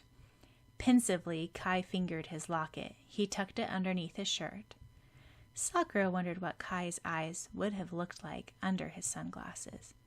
Then she saw the corner of his lips curving in a wicked grin. Oh dear, there's a bee in your hair, Sensei. Where? A huge yellow and black bee was perched on top of her head, buzzing. The math teacher began shrieking and running around the classroom. You're not supposed to move, or the bee will sting, Takashi called out. Should we squash it? Another student asked. I'll pour water over it, Aki suggested. Stay calm, all of you. Now don't move. It'll be fine. The teacher still pranced, panicking. Then the principal entered the classroom. What is all this chaos, Sensei? There's a bee in my hair, the teacher shrieked. Calmly, the principal reached out and picked up the bee. This isn't alive, see? It's made out of rubber. One of your students has been playing a trick on you, Sensei. I am thoroughly disappointed in your lack of calmness and dignity. The principal walked out of the room, disgusted. Oops, caught, Kai muttered. The math teacher fumed, glaring at Kai. You did it. Don't deny it. I know you did it. No, Sensei, Kai said in his most innocent voice. Don't you know one is innocent until proven guilty? Unless someone or yourself saw me put that bee in your head, which is impossible because I never approach closer than 1 meter to you, you cannot accuse me. What do you know about laws and trials? Now sit back in your chair and cause no more disruptions, the teacher ordered, blushing hard. A lot more than you do.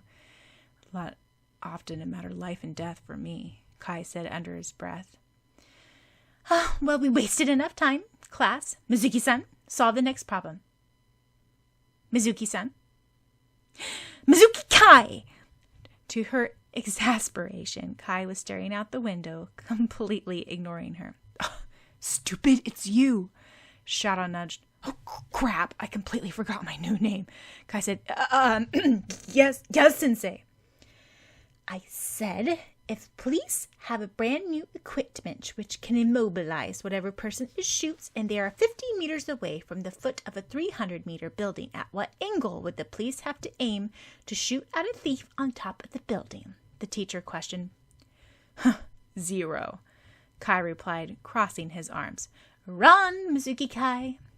It's fundamental trigonometry. Use your brains. Well, think practically. What kind of fool of a thief would be shot at a distance of 304 meters away from the police? Kai demanded. Of course, no matter what angle the police shoot with his brand new equipment, they'll miss the thief. Sakura silently wondered if Kai was either really smart or really dumb. Yet he had calculated the hypotenuse of the triangle, which was the distance from the police to the top of the building in his head, without a calculator. With gritted teeth, the teacher requested, Lee-san, please come to the chalkboard to show Mizuki-san how to solve the problem properly. Sighing, Sharon walked up to the chalkboard to answer the trigonomic question to the teacher's satisfaction. Kai stuck his tongue out as Sharon took the chalk in his hands and correctly wrote the answer. At that moment, the class felt a slight tremor. The flower vase slightly rattled, and several pencils rolled off the desk and onto the floor. Sharon was focusing so hard, the white chalk he was holding in his hand crumbled to powder. An earthquake? Rika exclaimed. I hope there isn't more following, Takashi commented. Now there is less than a month before the final production date. Buckle up. We must work hard and practice till perfection. The director sensei of Star-Crossed shouted across the auditorium. What is Star-Crossed? Kai asked curiously, still tagging behind Sakura and Shaoran as he had done for the entire week. It's our school's major musical production. It's roughly based on William Shakespeare's Romeo and Juliet, Tomeo replied. And Tomeo Chan's the student director and in charge of managing almost everything. Sakura added. Stay and watch, many people suggested. Sounds a little corny to my liking, Kai commented. I don't like mushy romantic stuff and Shakespearean poetic language. Shaoran, you're the leading figure, Romeo, right? Miho squealed, barging into the old theater. I want to be in the production, too. A little too late for that, Erika stated, flipping back her hair and holding a crumpled script in her hand. Auditions were months ago. Actually, Tomeo pondered, if you're willing to work hard, I can give you the narrator role in the play. Oh, originally, I'm supposed to be the narrator, but I'm busy enough managing costumes, the chorus, the setting, the overall management. Oh, besides, you have a nice voice and plenty of confidence. Really? Miho exclaimed. Thanks! As Earl had suggested her to, Miho had enrolled in Seiju Junior High. She was in 1 grade lower than Sakura, Shaoran, Tomeo, and the rest, being a year younger, so they only saw her in between breaks. Currently, Miho was staying at Tomeo's house. Often these days, Sakura found that it was hard to spend time with Tomeo since they were both so busy, especially with the musical coming up and Tomeo having to look after Miho. Oh, there's plenty of room for you to join in too, Mizuki-kan, Tomeo added. I'll consider it, Kai replied, yawning. Oh, Miho-chan, have you met Mizuki Kai yet? Sakura asked. In a belated introduction, she stated, Miho, this is Mizuki Kai in class 3-2, same as me. And Kai, this is Tanaka Miho in class 2-1, transferred from England. Nice to meet you, Mizuki-san, Miho said politely. You too, Tanaka-san, Kai replied. Get on with practice, the teacher called, clapping his hands. Kinemoto, Lee, sword fight. Half-heartedly, Sakura and Shoudon picked up the wooden sticks used as swords and began Act 1. Accidentally, she knocked Shoudon's sword out of his hand. Oh, wait, you're supposed to fight back, Lee, not stand there motionless, the teacher called out from the side stage. Frowning, Shoudon stared up at the ceiling, his amber-brown eyes widened. Everyone off stage now! There was no mistaking his voice, and his tone made everyone obey at once. Look! Miho pointed to the ceiling of the theater, her knees buckling. The huge chandelier part of the set, attached to the top of the stage, was shaking unsteadily, held by only a few strands of rope. Many people stood, immobilized. Quick, move! There were just too many people on stage, panicking and locked into place. There was no time to think as the immense chandelier dangled dangerously above their heads. Shoudon grabbed the people nearest to him, dragging them off stage, followed by Sakura. One person remained on the stage, absorbed in fiddling with microphones. Kai, move! Sakura shouted. Startled, Kai stared up at the chandelier crashing down onto the stage. Seconds before his skull was crushed, he deftly leapt away. In the process, his sunglasses were knocked off, yet still he landed off stage on his feet with perfect coordination. When several shards of glass flew out to the frightened people, he caught them all with his bare hand, even the tiniest chip of glass. In a shaky voice, the teacher in charge said, Well, that was a close call. Thank goodness no one was hurt. This period is canceled. Everyone's ready to go. This mess will need to be cleaned up. The curse of the ghost of the old theater, someone murmured. The person who died here more than 20 years ago is getting revenge for disturbing its peace, another person added. Nonsense, the teacher reassured, though he sounded unsure himself. It's only stories. Though most people left, Sakura, Shoudon, Kai, and Tomeo stayed to examine the scene. I'm pretty sure that the old chandelier was loosened because of the slight earthquake earlier today, Sakura commented. Actually, that chandelier is new. It was installed for the ball scene in StarCrossed, Tomeo said. There's no reason for it to be unstable. That's right, this was intentional, Shoudon said, picking up the ropes that held the prop chandelier into place at the ceiling of the stage. See how the end of the rope is smooth? It's as if it was cut. It's because the rope is old and an accident, it would be frayed. Oh, but who would do such a thing? Tomeo asked, eyes round. Look, here's a knife, Sakura exclaimed, picking up an object hidden underneath piles of boxes. Carefully, Sakura examined the silver-hilted knife. There was a symbol with a crescent moon and a rose engraved on it. Isn't that kind of magician symbol? Tomeo asked. Turning pale, Kai stammered, But it isn't mine. I swear I didn't do it. Don't worry, we're not accusing you, Sakura said. She knelt over and picked up his sunglasses, which had been knocked off him. Luckily, they were unbroken and only slightly scratched. One thing for sure was that she knew that Kai had lied when he told the teacher that his eyesight was poor and he couldn't see without glasses. Even when his sunglasses were knocked off, Kai had caught small bits of glass with his hand to prevent people from being cut, which only proved that he had beyond perfect vision. then why did he always wear sunglasses? No, I haven't thought of a riddle yet, so stop bothering me, Sakura stated to the riddle, who she learned was mischievous, trouble-loving dark force. I can't wait until I seal you. Ah, I would look closely around you if I were you, the riddle stated furtively. People aren't as they seem to be, and words are poisonous. Then it disappeared. Feeling she needed a breath of fresh air, she walked up to the apartment roof late that afternoon. What are you doing up here on the roof of the apartment?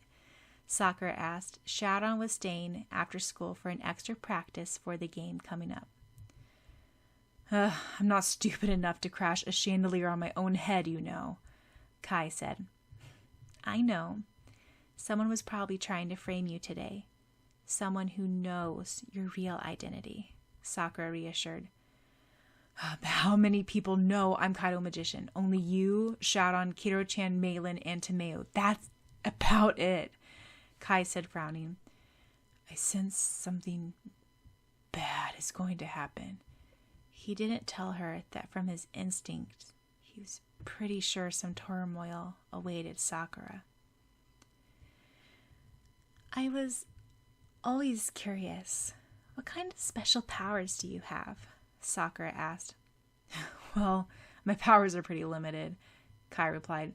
I'm not too sure about it myself, but I use the power of the wind. I can sense something's going wrong just by the feel of the wind. It proved handy many times when I was a thief. Do you like Malin-chan? Sakura asked suddenly. Jumping, Kai said, What? She called me a few minutes ago, asking if you were here. Sakura refrained from telling Kai Malin's exact words, which were, not that I care or anything, but Kaido Magician has no one better to look after him, and I just want you to watch out for him and make sure he doesn't get into trouble. Hiding a smile, Sakura added, Malin-chan said that beneath the tough exterior, you were a good person. Really? Kai asked eagerly. Embarrassed by his interest, he cleared his throat and said, Oh, is that so? Unable to hide his curiosity, he added, So, what else did she say about me?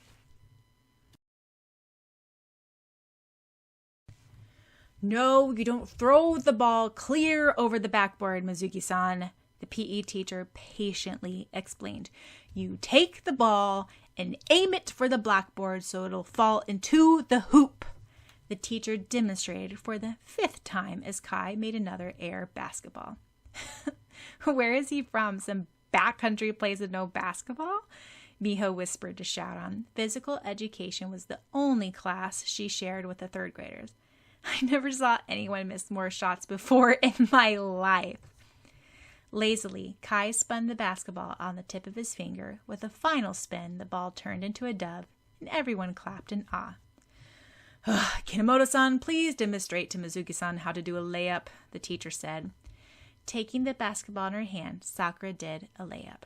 Rather amused, she remembered the time when Iro and Sharon had to compete against each other in basketball back in 5th grade. Iro had wisely advised Sharon to concentrate more. Despite the fact that Iro had been her enemy, he had been a good person after all. Maybe a little eccentric, but otherwise completely perfect. The only person who was so perfect was Tomeo, even though she had her eccentric side. She wondered what the riddle meant by looking closely around her. Sakura, watch out! Someone called. Thud! Sakura slipped on a soapy puddle on the glossy wooden gym floor and landed on her bottom. The whole class, including the teacher, laughed. The only person not laughing was Sharon. Her ears turned red. Oi! I'm so clumsy. When PE class ended, the girls and boys headed to the locker rooms to change. As Sakura opened her locker, she frowned. Her things seemed to be disarranged. This wasn't the first time someone meddled with her stuff either. Carefully, she examined her clothes. Her school uniform was slashed into pieces, into an unmendable state. "Oh, look at what someone did to my uniform," Sakura told Tomeo. Oh dear. Who would do something like that?"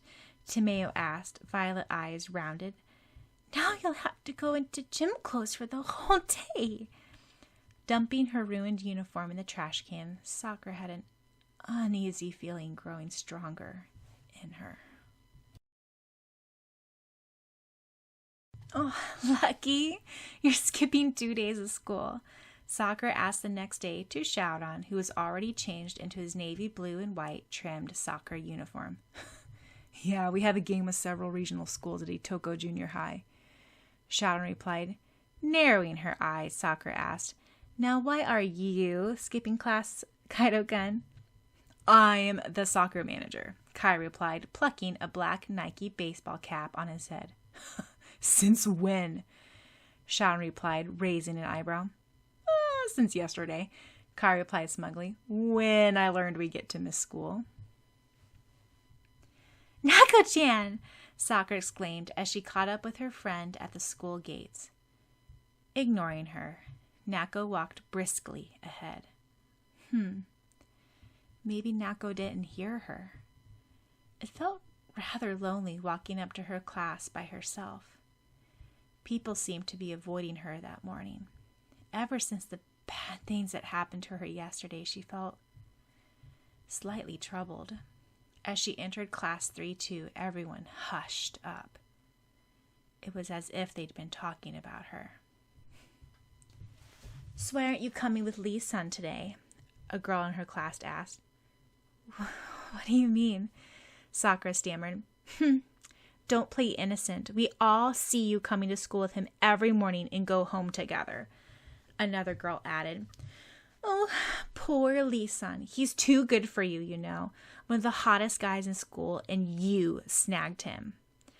"Yeah, and that's bad enough. What's with you hanging all over Mizuki-san just because he's a new hot transfer student?"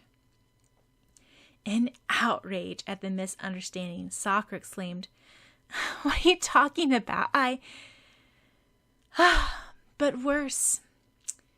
We know you have a thing for Chain-san also," another girl stated. "So who do you like best?" Trembling, Sakura gripped her bag tightly till her knuckles turned white. How did her name get linked to Aaron's? She waited for all the girls to laugh and say they were joking. Desperately, she gazed around to her close friends. Nako, Rika, and Chiharu. They all looked away and avoided eye contact. Tomeo was not in class yet. The rest of the day was not much better. Someone snuck ants into her lunch, spilled paint over her sketchbook, and tore her homework into pieces. Luckily, star-crossed practices were postponed for a few days since the broken chandelier was still being cleaned up and many of the production members were away for the soccer game. She couldn't have stood on stage with everyone pointing at her and bad-mouthing her. Though she tried to play deaf, she couldn't ignore the things people called her behind her back and to her face. Worse, she had no idea who would spread such dirty rumors about her overnight. In ways, she suspected Eureka, since she had played nasty tricks on her, yet it couldn't be her since she wasn't at school today. By the end of the day, rumors went around that Sakura was staying at Shaoran's apartment. As if the day wasn't bad enough, the next one was worse. She had squabbles and girl fights before, yet never had she been so ostracized and the center of gossip before. Though she had always heard of outcasts in school, she had never thought she might become one. Early in the morning, someone tripped her as she walked into the classroom and skinned her knee. Someone else stole her entire bag, so she had no supplies for school. nor any of her homework. She was awarded with after-school cleaning duty. During lunchtime, she hid in the library to avoid contact with people. Why? Why were people doing this to her? Even Tomeo seemed to be avoiding her. Her best friend, who had always been there for her. Of course, the rumors were bad, but did none of her close friends have faith in her? Unless in frivolous rumors? You know, I wouldn't have thought that of Sakura, Nako said, sitting down on a table in the library. I know. We've known her since elementary, and I always thought she was a nice person, Rika said. I guess people change. How can she jump from guy to guy? Another girl added. I heard she begged Aaron to go out with her, then after a while dumped him to go out with Aaron. And Shouron. Oh, remember last winter? Aaron went to the Winter Wonderland with Tomeo. They made such a good couple. And Sakura went with no one. Isn't it strange how Aaron and Tomeo are not going out? Sakura must have been jealous of her best friend and intervened. Yeah, and Erika and Shouron were getting along really well also. Then I bet Sakura broke them up also. Some nerve she had in her best couple contest with Shouron.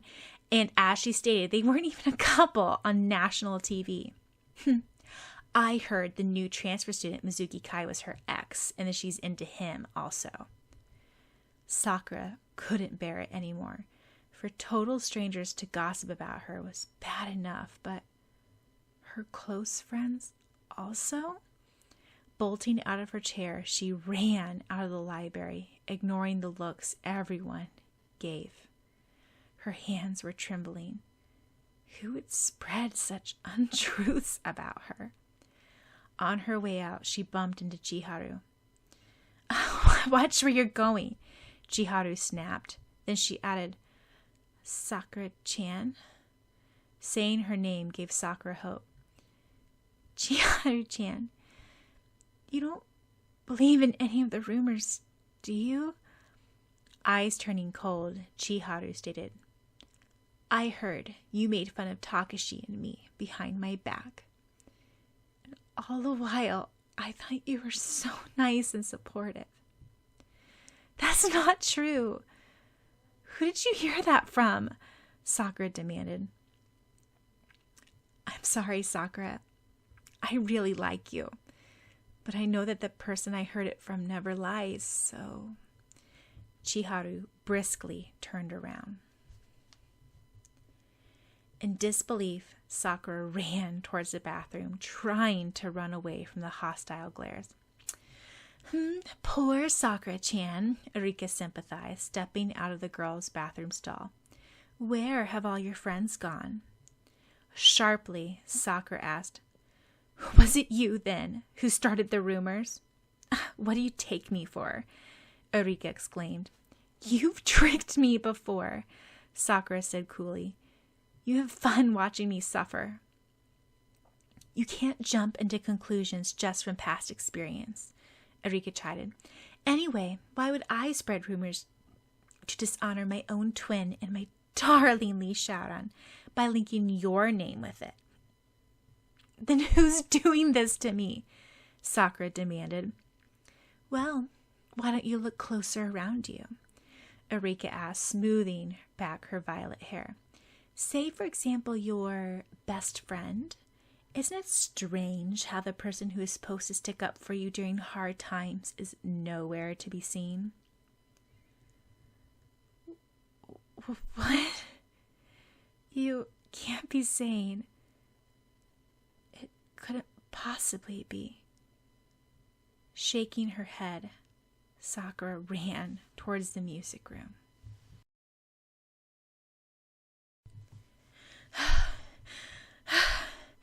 Panting, she stepped into the room where Tomeo was practicing on her own for choir. Tomeo-chan? Yes, Sakura-chan? Tomeo asked in a light voice, turning around from the music stand. A sense of relief sank down Sakura. Of course Tomeo wouldn't do such a thing. She was her best friend, who had always stood by her side, no matter what, and kept her deepest secrets. Rika must have been lying. You believe in me, right, Tomeo-chan? Of course I do, Tomeo said, smiling. Of course I believe you did every single thing that the rumors say. Her voice was icy. The words stun Sakura like sharp blades, and an icy sensation trickled down her spine. It was worse than all the resentment from everyone else put together. Tomeo, you're just joking, right? Say you are. I trust you more than anyone else. You're my best friend. Please, say something to me. I'll say something, Tomeo said coldly. Kinemoto Sakura, you make me sick. I've only been nice to you on the outside all this time, but inside, I loathed you.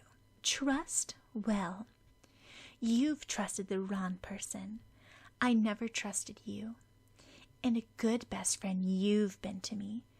What have you ever done for me? You get all the good things, and I always had to step into the background and cheer on you. Well, I'm tired of that now. Sinking to her knees, Sakura whispered, No, not to me, Chan. You're my best friend. You're lying to me. Because though I might not have done much for you, you must still know how much I've treasured you as my dearest friend. There must be some misunderstanding. The rumors. There is no misunderstanding. I started the rumors, stupid. Tomeo stated with a cruel smile curved on her beautiful lips. The smile was 10 times worse than a glare. I don't care if you did, but I do care about my best friend, Tomeo-chan. Sakura reached out to grab Tomeo's hand. Angrily, Tomeo slapped away Sakura's hand and knocked her to the floor. Startled, Sakura stared up at Tomeo. Tomeo never used violence. Oh dear, let me help you up, Tomeo said. With her pale hand, she gripped Sakura's hand and dug her nails deep into Sakura's palms. Sakura was numb to the pain as the sense of unbelievable reality swept over her. I've been exceedingly nice to you, Kinemoto Sakura, but that's going to change now, Tomeo said. Number 1, I've caused all these accidents in the past few days, including the chandelier one, and your days in school will continue to be miserable.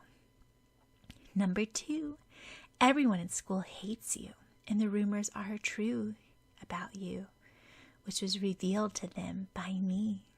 Number 3, I'm tired of watching people be nice to you, and I'll make sure that Shaoran ends up loathing you.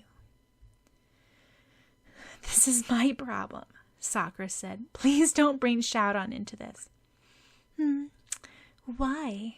Tomeo asked. Oh, guess what he told me last winter? He told me that the reason he returned to Japan was not for you. You still seem to think I still like her. That's why I returned to Japan, and that he has no feelings for you. Why are you telling me all this? Sakura asked. It's nothing new, you know. Well, I didn't tell you until now, but he told me all of this before he ever confronted you. Shaoran has always turned to me first, ever before he talked to you. He always confided everything to me. You're a really nice person, someone who'll always lend an ear to people's problems and good advice. So don't blame him, Sakura replied softly. You keep on avoiding the facts. Do you think you can run away from this truth forever? Tomeo questioned. The simple truth. I like him. I like him more than I can bear at times, Sakura said in a cracked voice. But there's life. And there's what he told me last winter. He still didn't tell me why he returned to Japan, but I figure he will. I won't ask. After all, I can't have everything go my way. A determined look came into her emerald eyes. Wow, we won all the games, Kai exclaimed, running down the school hallway to catch up with Sharon, his duffel bag hung over his shoulder. Too bad we had to come back to school. The 2-day tournament at Itoko Junior High had ended with Seiju Junior High's soccer team victory, and the soccer players plus manager had returned to Seiju Junior High that afternoon. Frowning, Sharon halted in front of the music room, the door slightly ajar. He could hear a girl's voice inside. I appreciate all Sharon has done for me, Sakura continued.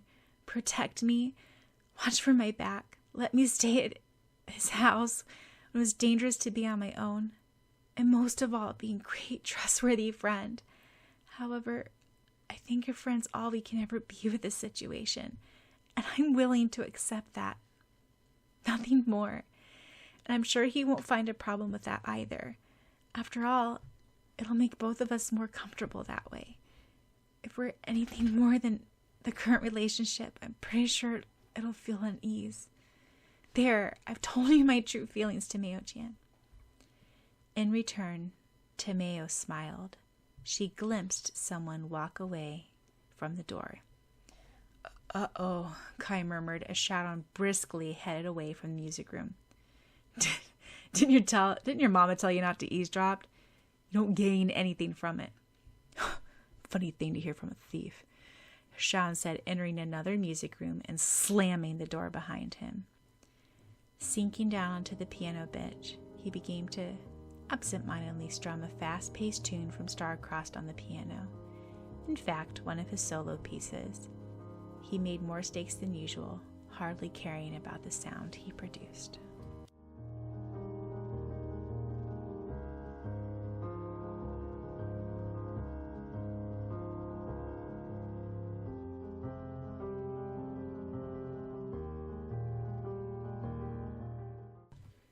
Is something wrong with her?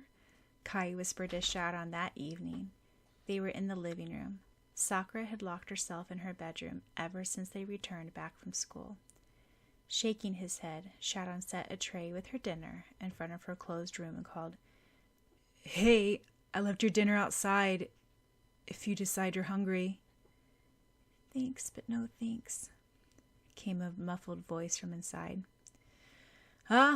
Female mystery, Kai muttered. I just don't understand girls. Neither do I, Sharon replied, frowning. Sakura, are you okay? Come out. Opening her room door in exasperation, Sakura demanded, What? I'm just tired, that's all. Surprised to see that Sakura looked fine, Sharon stammered, You're fine? Grinning energetically, Sakura replied, Of course I am. What do you take me for?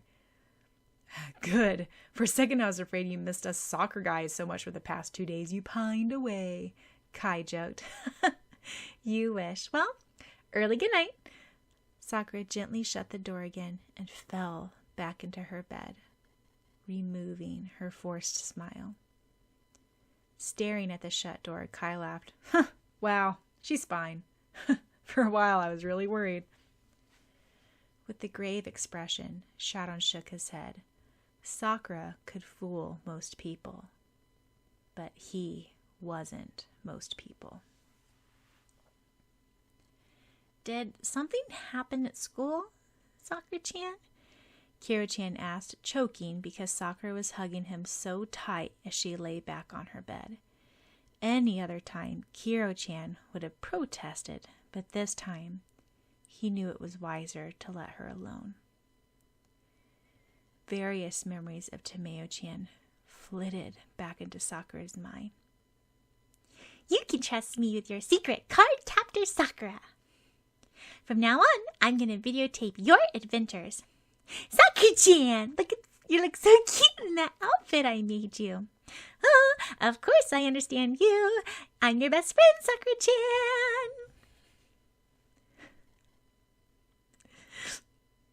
Tomeo-chan, Sakura whispered, falling back onto her bed.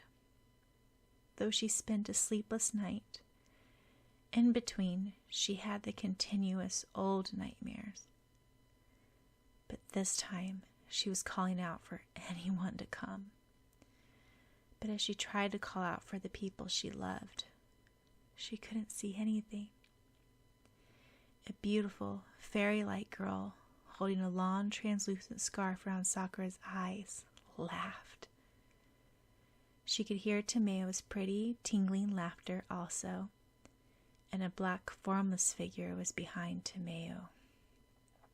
As Sakura tried to reach out, her body began to freeze from feet up until she became a solid statue, immobile. The ground beneath her trembled and split open. As she began falling into it, backwards, everyone standing above her and staring at her with wild, cold eyes.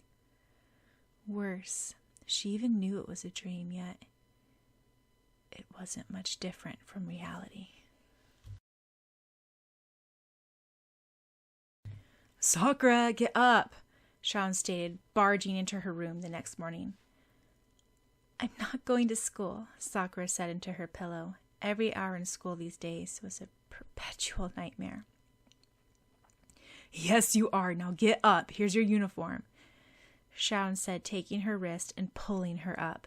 Flinching, Sakura stifled a groan. Frowning, Shaun took her hand and spread out her palm. With gentle fingers, he traced the wounds on her hand. Who did this? It's just a scratch. These are fingernail marks. Who did this to you? Presumably not Wolfie-chan, Shaun said sternly. It can get infected, you know. What happened? It's nothing. Refusing to state that it was Tomeo that injured her, Sakura snatched her hand away. Crossly, she snapped, I told you not to enter in my room without permission. I knocked and you ignored me, Shaun replied. Well, change. Breakfast is ready. Reluctantly, Sakura slipped in her spare uniform, the other one having been trashed a few days ago. Slowly, she sank on a stool in front of the bureau and stared at the mirror. Her eyes were bloodshot, though she had not shed a single drop of tear. It must be from consecutive sleepless nights. Carefully, she picked up her brush. Her hand hurt when she picked up the brush and dragged it through her tangled hair. You're still not ready?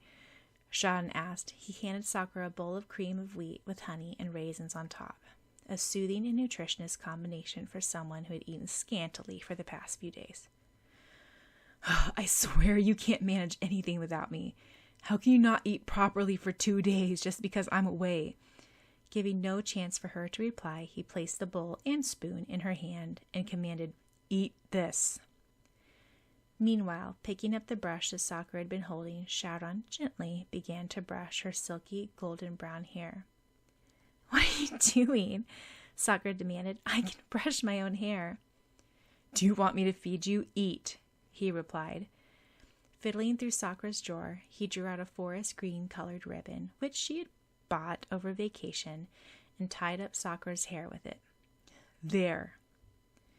The addition of the pretty ribbon lightened up Sakura's face, making her eyes sparkle, as she was impressed at how well he had done her hair.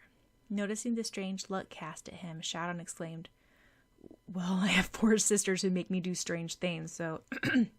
Well, looks like you're finished with breakfast. We have 10 minutes to get to school. I'll stop by the pharmacy later on and buy some ointment for those fingernail wounds. You don't have to look at me with those big round eyes. It's all right. Carefully, he placed his hands on her shoulders. Now, look in the mirror. What do you see? A pathetic girl. A girl who is so confused and lost. A girl who is ashamed to show her face to anyone, she said in her mind. No, I see a strong, determined, caring girl who can make a difference in this world. I see a girl who is able to overcome any and all hardships. And yet I still see a naive yet wise 15-year-old girl who needs a friend to lean on and trust. Sakura, if something's wrong and you feel you have no one to confide to, remember, I'm here for you. You can count on me. I won't go anywhere, I promise. Sharon murmured. At this, Sakura's eyes blurred. Then she mustered her smile, her first smile in days. Sharon, turning around, she said, I'm sorry for snapping at you earlier. It's okay. I'm not a morning person either. Sharon replied kindly. I can't stand this. I can't stand all this craziness anymore. I can't stand him being so kind to me. I don't deserve his kindness. I love him so much it hurts, yet nothing good can be brought from loving him. Sakura bolted out of the room mumbling. Well, I'll go first. I have to see this teacher before school starts.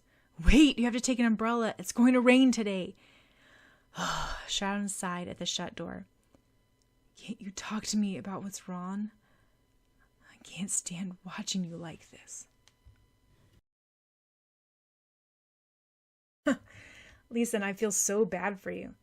What do you see in a girl like Kinemoto Sakura? She's a low-class girl. You shouldn't associate with her.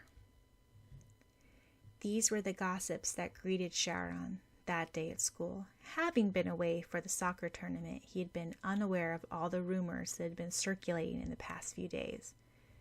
Now he began to have a grasp of what was happening. The noisy chatter of the girls and some of the guys who had just returned from the soccer game filled the room with the name Kinemoto Sakura, popping up frequently. Finally, Sharon couldn't stand it anymore. Slamming his fist on the desk, he stood up and shouted, "Damn it, shut up, all of you! What right do you guys have to talk crap about an innocent person who half of you hardly even know personally? Did she ever do anything to you? You're all pathetic. Being fed lies about someone else and enjoying criticizing when some of you are no better than scum." Everyone stopped their loud chattering and hung their heads, ashamed. All of them respected Sharon's words, and it was so rare that they saw him so angry. This made them more wary, and they no longer gossiped out loud, though they continued in quiet, discreet manners. A guy who never talked to Sharon had the nerve to ask, "Hey, why is Kinemoto living with you?" "Says who?" Sharon replied coldly. "Why," the guy looked baffled, "says everyone. She's two-timing you also with several guys." Bam! In one punch, Sharon sent the guy sprawling on the floor. Most students learned to keep a respectful distance from Sharon. "Don't use violence," Sakura said quietly, who had been playing invisible at the back of the classroom. "If you think you're doing this for me, you're not. You're just making things worse. This is my matter. I can handle it on my own." "What? You want me to just sit back and watch? Watch so-called friends talk shit about you when they have no right to?" Sharon demanded hotly. "Yes," Sakura replied, sighing as she found yet another homework assignment was missing from her bag. "If I don't make a fuss about it, I hope it'll die out." "And who exactly started all these rumors about you?" Sharon asked. "You must know." Turning away, Sakura shook her head and ran out of the classroom, almost knocking over the teacher. Glaring at Kai, Sharon stated, Don't just sit back and smile like that. Are you actually enjoying this? Watching Sakura being the target of idle gossip? Removing the smirk from his face as he saw Shadow's scariest death glare, Kai replied, Yes, I am enjoying the petty childishness of teenagers. Funny how even as adults they won't change. As adults, dirty rumors are called scandals and can completely ruin a person's life. But no, I don't enjoy watching Sakura suffer. I'm disgusted at the people in this school. Well then, use your excellent spying skills as a thief. Find out who started all this. Sharon said. Why? Don't you do the dirty work yourself? Kai asked, fiddling with a loose button on his shirt, leaning back in his chair and feet on the table. I would, but I think I'll throw up if I talk to any more of these people. Sharon replied. Leave it to me then. I'll find out in 5 minutes, Kai said, standing up. So, what do you want me to use to find out info? Violence, hypnosis, bribe, charm, seduction? Whichever you prefer, Sharon said, sweat dropping. Nothing too bloody or criminal-like, though. Don't worry, Kai answered, cracking his neck. 10 minutes later, Kai came back, rather proud of himself. I found out who started the rumors. It's Daidoji Tomeo. Funny. Now go back and do it correctly this time. Sharon said, I'm not lying. My sources are correct. Everyone stated it was Tomeo. I was surprised, but it must be true. That's crazy. Tomeo is Sakura's best friend. She's definitely out of the question and the last one who would talk about Sakura's back. Sharon stated, I'm glad you have such a high opinion of me, Sharon-kun, came a laughing voice behind him. Tomeo, exactly the person I want to talk to. You better explain everything. Sharon said, Now, what exactly went on in this school while I was away for the soccer tournament? Do you want to go outside and talk? Tomeo asked. Silently, Sharon followed Tomeo outside the school building. So, what makes you so positive that I'm so innocent? Tomeo asked, feeling the breeze run through her unbound, long, violet hair. Well, you are, aren't you? Sharon asked. Yes, I am innocent, Tomeo replied, casting down her bluish-purple eyes. All of us are innocent because we are all victims of Sakura. What are you talking about? Sharon questioned, frowning. What do we gain from supporting Sakura? Take a look at yourself, Sharon-kun. What's happened to you so far? You've failed to become Cloud Card Master because of Sakura, and yet you still faithfully came back to Japan. And why do you help Sakura? It's not likely that you gain anything in the end. Every new dark force she conquers, she becomes more powerful, even if it is you who does all the dirty work. And you only earn more disgrace from your family for not carrying the lead honor. In the end, she may indeed become the most powerful magician in the world. And then, where will you stand? Will she take a second glance at you? Standing back and staring at the sky in a pensive manner, Tomeo stated, Oh, it's a scary, cold world, isn't it? Strange how people can change so easily. Strange how people are blind to the actuality of this grim, harsh life. Sakura told me she wanted to carry her relationship with you no further, even though she might have been suggesting otherwise. Oh, isn't that so fickle? She's been using you all this time to help her gain more cards and save her back. All this while, she feels uncomfortable around you and trusts you no further than tomorrow.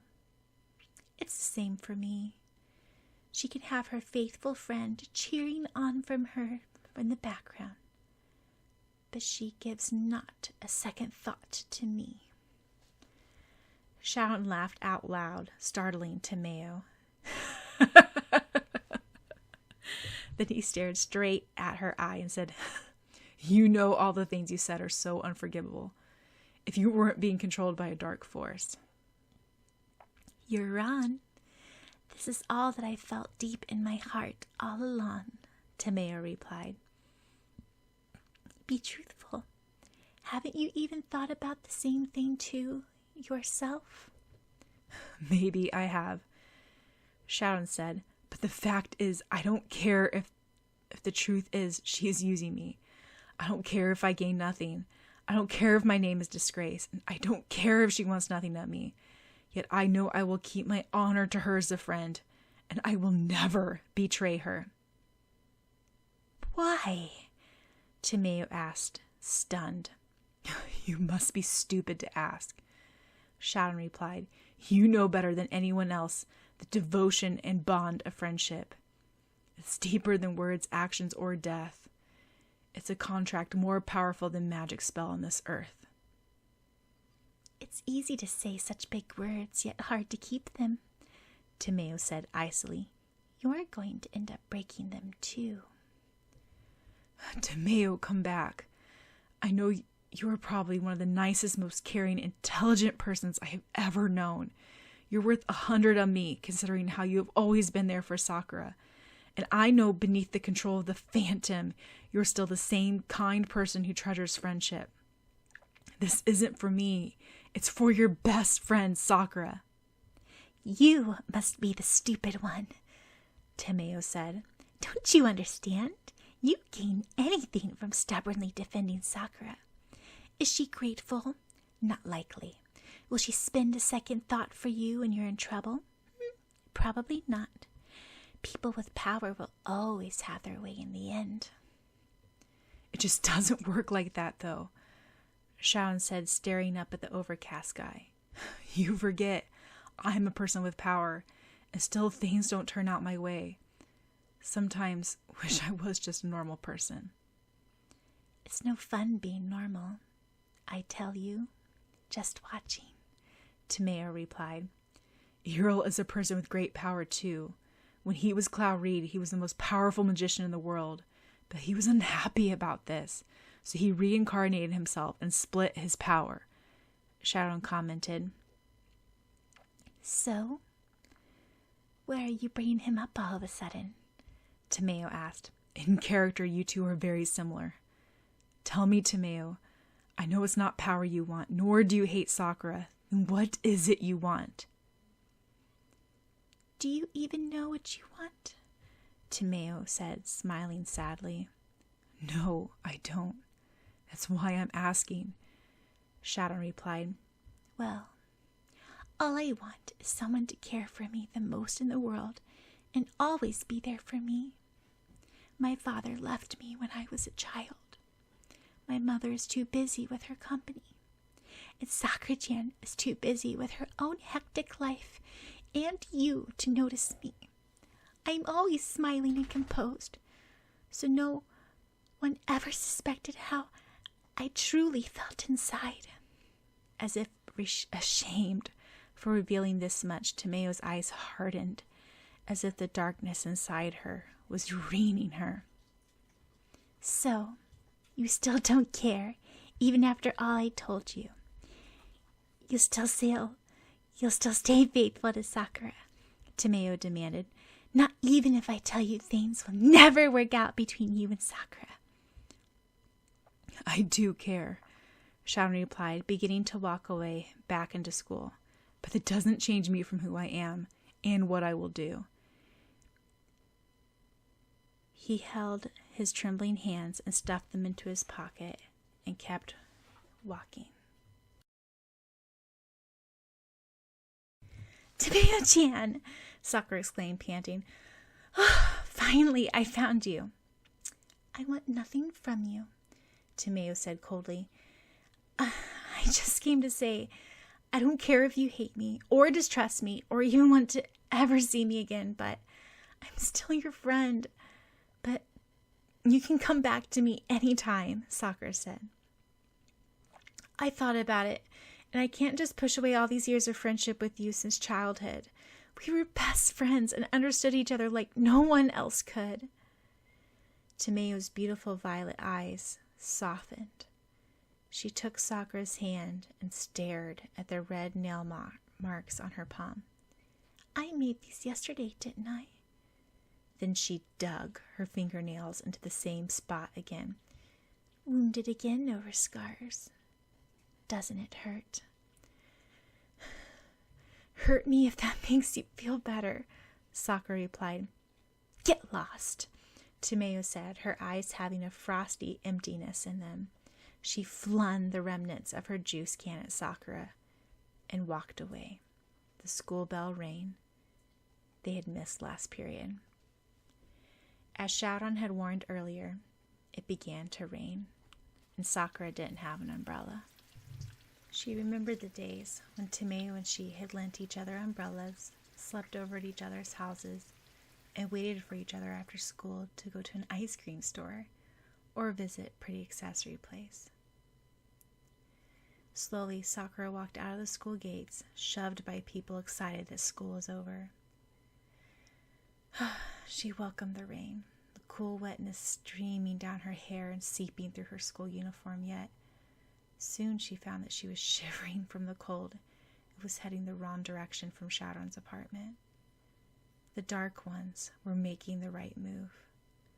They had gone one step above, and as they had predicted, the betrayal of her best friend hurt her more than being pelted by rocks, whipped by lashes, or being frightened by haunting skulls and ghouls.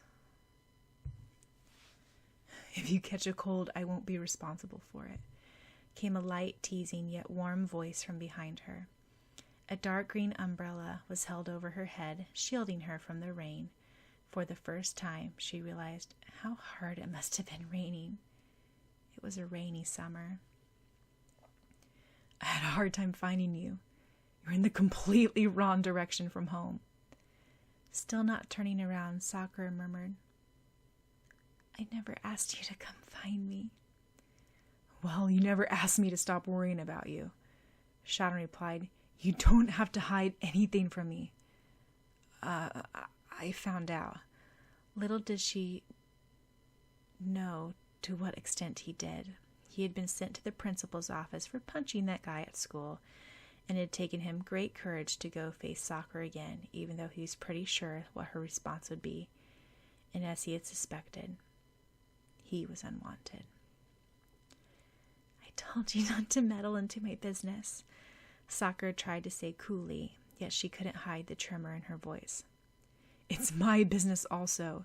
Anyway, Tomeo is my friend as well as yours. You know all of this is because of a dark force, maybe the Phantom. It controlled her father before, Shaoran replied. Yet, don't you see?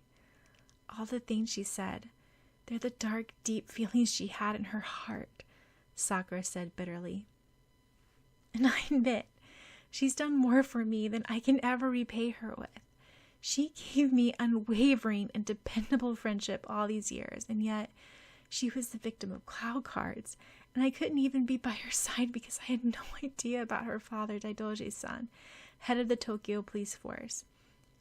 I've always looked at Tomeo as being perfect, but beneath the perfect girl, I took for granted there was hurt, loneliness, and fear like any other person.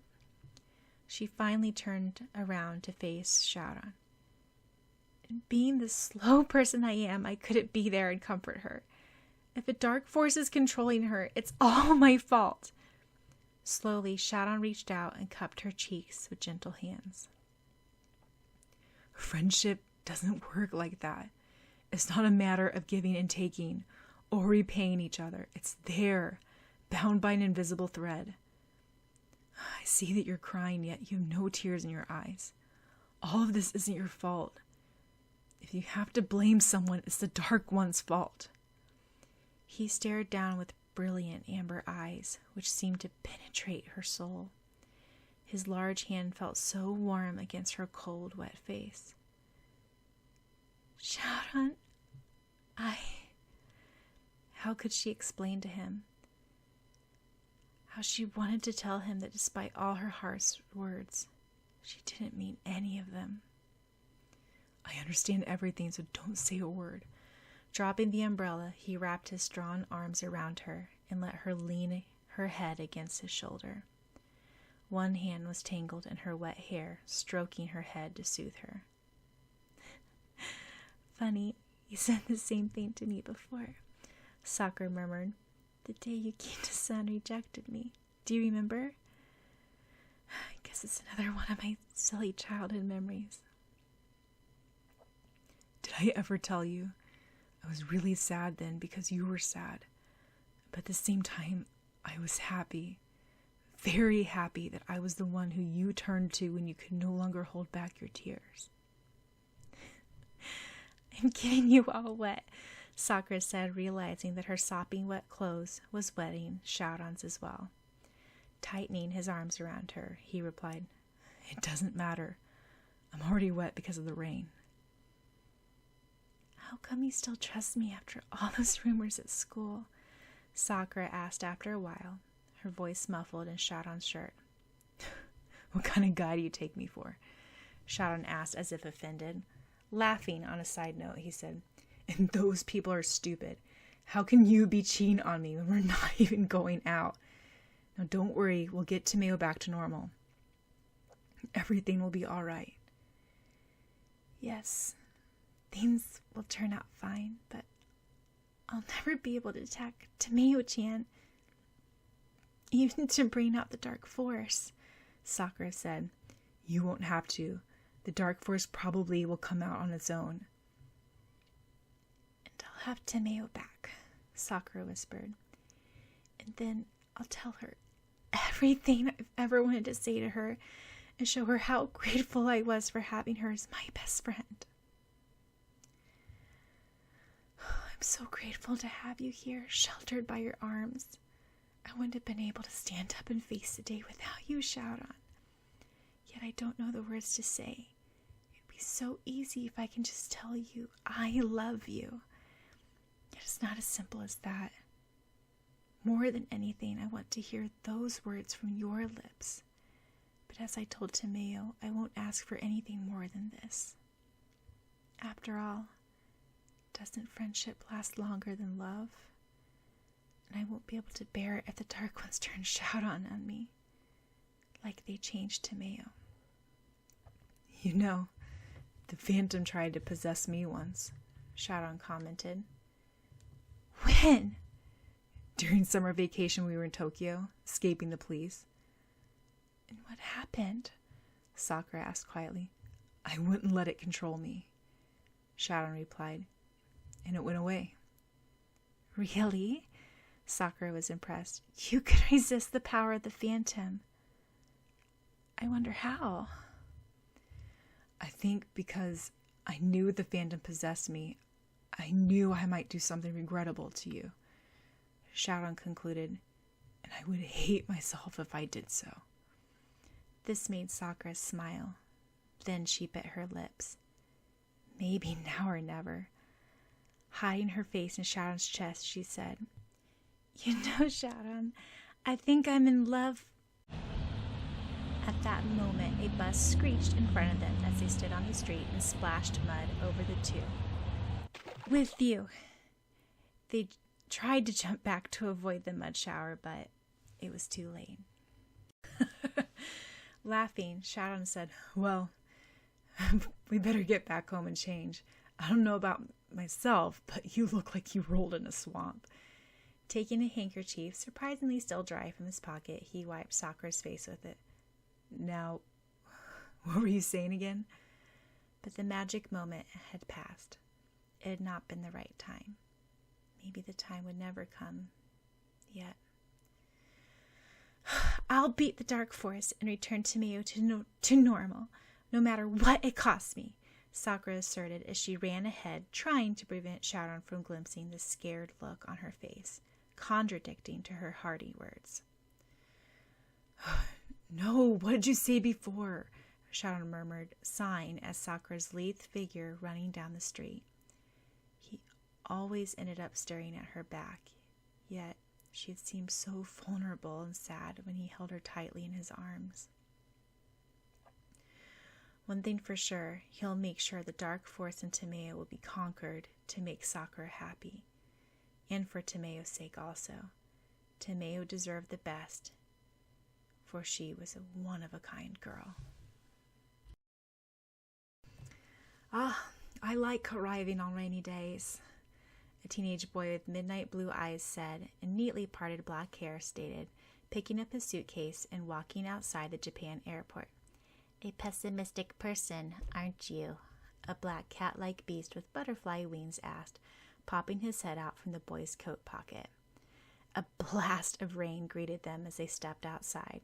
Rather annoyed, the boy found his glasses flecked with water droplets, and it fogged up due to the temperature difference from inside and outside. You look ridiculous, the stuffed animal-like creature commented. Do you still like rain? Shh, Soupy-chan. People can hear you. It feels good to be back in Japan after, let's see, 4 years. Hope to enjoy this time as much as my last day. Do you think that Nakaru will be fine by herself in England? I hope so. Anyway, she will come back to Japan with Sakura's brother and Yue pretty soon. Frowning, the boy then murmured, It's a pity that there's already so much trouble without me interfering. Well, let's see what happens.